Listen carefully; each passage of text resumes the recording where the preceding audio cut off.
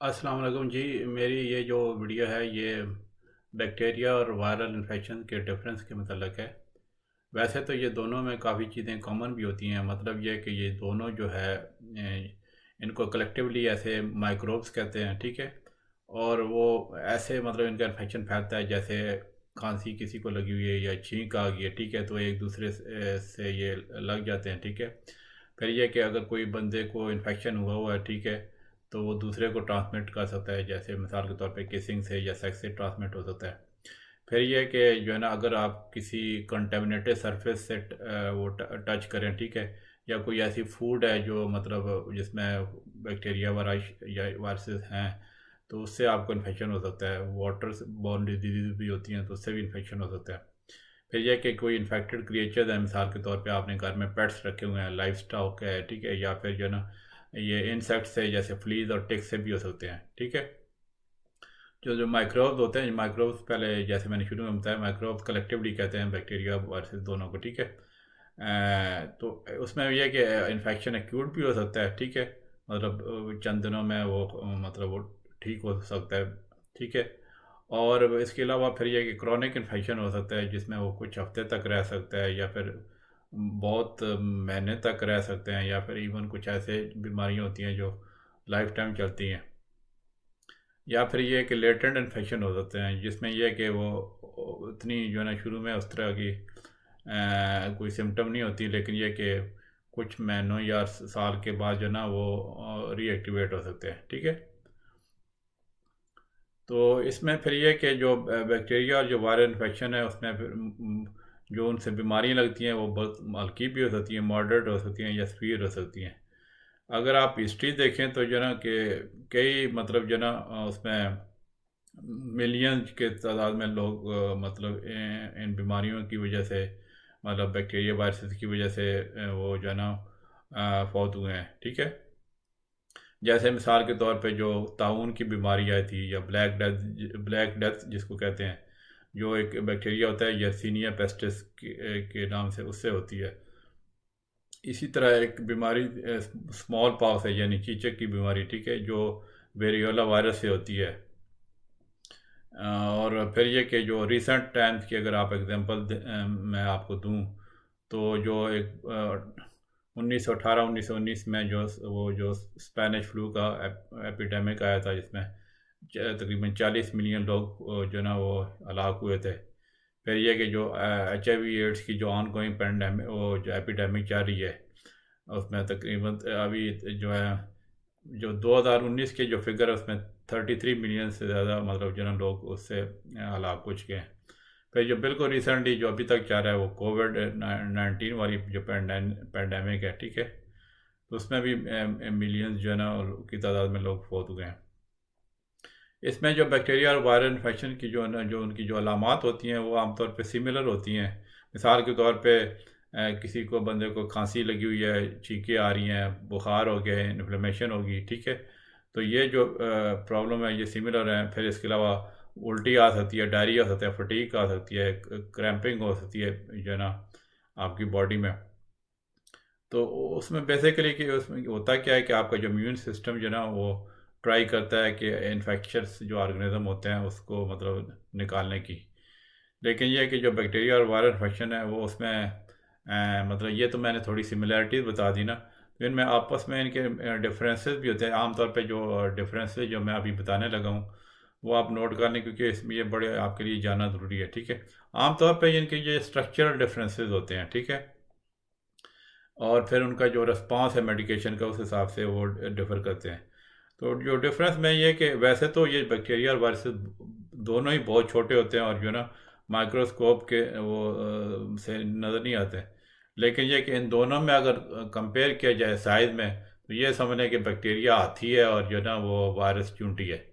तो मतलब इतना ज़्यादा फ़र्क होता है। हालांकि दोनों बहुत छोटे होते हैं, माइक्रोस्कोप में वो जो ना के बगैर नहीं नज़र आते। माइक्रोस्कोप जो ना बैक्टीरिया तो लाइट माइक्रोस्कोप में नज़र आ जाते हैं, लेकिन वायरसेस के लिए इलेक्ट्रॉन माइक्रोस्कोप चाहिए होती है। जैसे कि मैंने थोड़ी पहले जो शॉर्ट वीडियो अपलोड की थी उसमें बताया था। अच्छा, तो बैक्टीरिया जो है तो थोड़ा उनके जो स्ट्रक्चर है कॉम्प्लेक्स होती है। सिंगल सेल होते हैं, क्रिएचर होते हैं, ठीक है। और उसमें उनके जो इर्द गिर्द एक वो रिजिड एक तरह की वॉल होती है, सेल वॉल कहते हैं, ठीक है। और फिर जो है सेल के अंदर जो फ्लूइड होता है उसको एक मेम्ब्रेन, रबड़ी किस्म की मेम्ब्रेन सराउंड करती है। और ये जो है ना आप खुद से अपनी रिप्रोडक्शन का मतलब कर सकते हैं, मतलब खुद से फैल सकते हैं उसमें। वैसे तो ये जो इनकी जो रिकॉर्ड है, जो फॉसिलाइज रिकॉर्ड हमारे सामने है उसमें कि ये 3.5 बिलियन ईयर से भी ज़्यादा जो है ना वो ज़्यादा मतलब बैक्टीरिया पहले एग्जिस्ट करते थे। अच्छा। और फिर ये कि ये बैक्टीरिया का ये होती है कि ये जो है ना बहुत डिफरेंट किस्म के इन्वायरमेंट्स में ना वो जो है ना सर्वाइव कर सकते हैं। मिसाल के तौर पे कि अगर इवन एक्सट्रीम हीट भी हो या फिर एक्सट्रीम कोल्ड हो, बहुत ठंडे टेम्परेचर भी हो या बहुत ज़्यादा गर्म हो, तो उसमें भी सर्वाइव करते हैं। रेडियो एक्टिव वेस्ट और जो ना उसमें भी सर्वाइव कर सकते हैं, और ह्यूमन बॉडी में तो ज़्यादा सर्वाइव कर सकते हैं, जिसकी वजह से बीमारियाँ वो लगती हैं। यहाँ पे ये बात काबिल ज़िक्र है, जो ज़्यादातर बैक्टीरिया जो बड़े वो हार्मलेस होते हैं, मतलब उनका कोई वो नुकसान नहीं होता। और कुछ तो बहुत बैक्टीरिया जो है वो आपकी बॉडी में जो फूड की डाइजेशन में हेल्प करते हैं। और जो है ना मतलब कुछ ऐसे बैक्टीरिया में जो बीमारी पैदा करने वाले जो दूसरे जरासीम हैं उनके खिलाफ एक्ट करते हैं, ठीक है। और कैंसर सेल्स जो है ना, कैंसर सेल जो बॉडी में बन जाते हैं उनके खिलाफ भी एक्ट करते हैं। और आपकी वो जो एसेंशियल जो न्यूट्रिएंट्स हैं वो बॉडी को प्रोवाइड करते हैं। लेकिन जो बीमारी फैलाने वाले बैक्टीरिया वो समझने कि 1% से भी कम है। तो ये बात आप ध्यान में रखें। जबकि जो वायरसेस हैं वो बिल्कुल ही छोटा उनका साइज़ है, जैसा मैंने बताया वो इलेक्ट्रॉन माइक्रोस्कोप के बगैर उनका नहीं पता चलता। और उस उनका सिर्फ ये है कि एक प्रोटीन कोटिंग होती है, और उनके अंदर एक जेनेटिक मटेरियल का मतलब कोर होता है, जो मतलब जो वायरसेस होते हैं ना, या वो जेनेटिक मटेरियल उनका आरएनए होता है या फिर डीएनए होता है। और इनकी वायरसेस की ख़ास बात यह है कि वो जो है ना मतलब जो है ना अपने आप पे खुद से सरवाइव नहीं कर सकते बगैर किसी होस्ट के। मतलब वो इंसान के अंदर वो जाएंगे तभी वो सरवाइव करेंगे, वैसे नहीं सरवाइव कर सकते। और मतलब जो है ना कि जब वो मिसाल के तौर पे इंसान को इन्फेक्ट करते हैं जो वायरसेस होते हैं, तो इंसान के जो सेल्स होते हैं उनके साथ अटैच करते हैं। और फिर ये नहीं कि उन सेल जो जिनके साथ वो अटैच होते हैं उन सेल्स की एक तरह की रीप्रोग्रामिंग होती है, और रीप्रोग्रामिंग की वजह से फिर नए वायरसेस बनते हैं। और जिसकी वजह से जो सेल्स होते हैं जो बॉडी के वो पट जाते हैं और वो उनकी डेथ हो जाती है, ठीक है। तो इस तरह फिर वो उनकी बीमारी वायरसेस की वजह से फैलती है। या फिर ये कि कुछ केसेस में ऐसा भी हो सकता है कि जो आपके बॉडी के नॉर्मल सेल्स हैं उनको वायरसेस कन्वर्ट करके ना कैंसर सेल में तब्दील कर देते हैं। और बैक्टीरिया जो है ना बैक्टीरिया से एक और ये डिफरेंस भी है कि जो है ना ज़्यादा बैक्टीरिया तो जैसे मैंने बताया ना 1% के करीब ऐसे होते हैं जो बीमारी फैलाते हैं, जबकि वायरसेस ज़्यादातर जो है ना वो ज़्यादातर जो वायरसेस हैं वो बीमारी काज करते हैं। और बड़े एक तरह की जो स्पेसिफिक उनका वो अटैक होता है सेल पे। मिसाल के तौर पे जो है ना जैसे कुछ वायरसेस आपकी जिगर पे अटैक करते हैं, रेस्पिरेटरी सिस्टम पे या ब्लड पे अटैक करते हैं। और कुछ केसेस में इवन जो वायरसेस बैक्टीरिया पे भी अटैक करते हैं। अब मैं आपको बताता हूँ कि इनको डायग्नोज हम बैक्टीरिया और वायरसेस को जो है ना इन्फेक्शन को कैसे डायग्नोज करते हैं। तो अगर तो ज़ाहिर है आपको कोई इन्फेक्शन का सस्पिशन है तो आप ज़रूर डॉक्टर से रब्ता करें। नज़ले ज़ुकाम इस तरह के छोटे मोटे इन्फेक्शन के लिए ज़रूरी नहीं है जाना डॉक्टर के पास, वो खुद ही चंद दिन में सेटल हो जाता है, ठीक है। फिर ये कि जब हमारे पास पेशेंट्स आते हैं तो कभी कभी बड़ा मुश्किल हो जाता है कि ये पता चलाना कि ये वायरसेस की वजह से बीमारी है या बैक्टीरिया की वजह से, ठीक है। क्योंकि दोनों मतलब मिसाल के तौर पे कुछ बीमारियां वो कॉज कर सकते हैं। जैसे मिसाल के तौर पे निमोनिया है, मेनिंजाइटिस है, डायरिया है, ठीक है। ये दोनों मतलब वायरसेस और बैक्टीरिया की वजह से हो सकती है। तो लेकिन यह कि जब हम मेडिकल हिस्ट्री प्रॉपर लेते हैं, फिजिकल एग्जाम करते हैं, तो काफ़ी केस में ऐसे होता है कि फ़र्क पता चल जाता है। फिर यह कि हम ब्लड और यूरिन टेस्ट करवा सकते हैं ताकि डायग्नोसिस कंफर्म हो जाए, या फिर कुछ कुछ केस में कल्चर टेस्ट वो जो है ना हम उसका वो करवाते हैं ताकि बैक्टीरिया और वायरस का पता चल जाए। कभी कभी इवन बायोप्सी की भी ज़रूरत पड़ जाती है। अब आ जाते हैं कि हम ट्रीटमेंट कैसे करते हैं बैक्टीरिया और वायरल इन्फेक्शन की।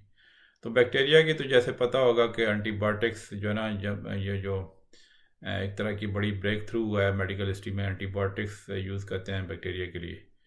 लेकिन ये है कि काफ़ी अभी जो अनफॉर्चुनेटली कह लें कि बैक्टीरिया जो है ना वो चूँकि अपने आप को अडाप्ट करते हैं सिचुएशन के हिसाब से, तो वो जो है ना वो मतलब उनके अंदर वो रेजिस्टेंस भी पैदा हो गया कि ये एंटीबायोटिक की मतलब के ख़िलाफ़, ठीक है।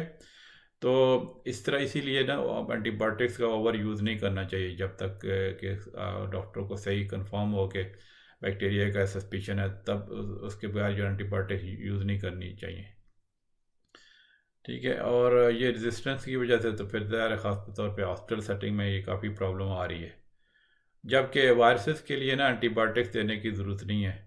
उसमें यह है कि जो जब तक क्लियर एविडेंस ना हो, मतलब अगर शक हो कि बैक्टीरिया या वायरल का इन्फेक्शन है, तो जब तक क्लियर एविडेंस ना हो बैक्टीरियल इन्फेक्शन का, तो बिल्कुल एंटीबायोटिक प्रिस्क्राइब नहीं करना चाहिए। फिर यह कि जो 20वीं सेंचुरी के जो शुरू में से जो है ना एक तरह के वैक्सीन बहुत वो डेवलप हुए हैं, और कई जो वायरल केसेस के जो ना वो बहुत ज़्यादा उसके उसके ख़िलाफ़ वैक्सीन बहुत इफ़ेक्टिव हैं और बहुत ज़्यादा रिड्यूस हुए हैं केसेस। जैसे मिसाल के तौर पे पोलियो के केसेस हैं जो वायरस की वजह से होता है, या मीज़ल्स जो है ना ख़तरा होता है, या चिकन पॉक्स के उसके ख़िलाफ़ जो वैक्सीन है वो मतलब बीमारियों के, तो वो बड़े इफ़ेक्टिव हैं। फिर यह कि वैक्सीन जो है ना कई इन्फेक्शंस को से प्रिवेंट कर सकते हैं, जैसे फ्लू है, हेपेटाइटिस ए है, हेपेटाइटिस बी, ठीक है, ह्यूमन पेपिलोमा वायरस है, ठीक है, और कुछ और भी हैं। तो लेकिन ये जो इसकी ट्रीटमेंट है वो काफ़ी एक तरह की चैलेंजिंग वायरल इन्फेक्शन की चैलेंजिंग होती है, ठीक है, क्योंकि वो जो है ना क्योंकि वायरसेस का जो है ना साइज़ बहुत वो छोटा होता है, और वो इन सेल्स के इनसाइड जो है ना वो रिप्रोड्यूस करते हैं। अ, कुछ भी वायरल इन्फेक्शन है, जैसे हर्पीस सिम्प्लेक्स वायरल इन्फेक्शन है, HIV एड्स है, ठीक है, इन्फ्लुएंजा है, ठीक है, उसके खिलाफ एंटीवायरल मेडिकेशन भी आ गई हैं। तो लेकिन ये है कि जो कई एंटीवायरल मेडिकेशन जो है ना वो उनकी वजह से ना ड्रग रेजिस्टेंट किस्म के वो जरासीम और पैदा होने का ख़तरा होता है, ठीक है। तो ये थी जनाब मेरी वीडियो वायरल और बैक्टीरियल इन्फेक्शन के बारे में। उम्मीद है आपको वीडियो पसंद आई होगी। चलें इंशाल्लाह मिलते हैं अगली वीडियो में। ओके जी, अल्लाह हाफिज़।